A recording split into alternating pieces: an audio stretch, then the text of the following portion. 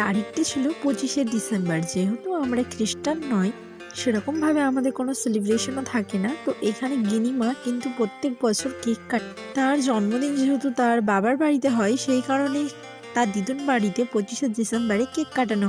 সেখানে আমাদের নুটু কিন্তু ভীষণভাবে এনজয় করেছে। আর এই যে দেখো গিনি কিন্তু ওকে প্রচুর ভালোবাসে, প্রচুর, মানে কোনো কথা হবে না।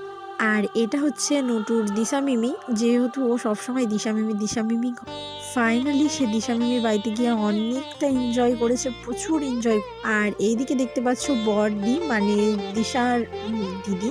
তো বড়দি এবং দিশা প্রচুরভাবে এনজয় করেছে নটুর সাথে। রাত প্রায় 12টা, 12:30 হয়ে গিয়েছে, তবুও কিন্তু নুটু বাড়িতেই কিছুতে আসতে চাইছে না। ও লিটারেলি নেচেই যাচ্ছে। গান বাজানো মানেই ও নাচ করা শুরু করে দেয়। তো ভ্লগটি এইটুকুটাই। ভালো লাগলে অবশ্যই লাইক, কমেন্ট, শেয়ার। তো চলো টাটা, সবাই ভালো থেকো, সুস্থ থেকো।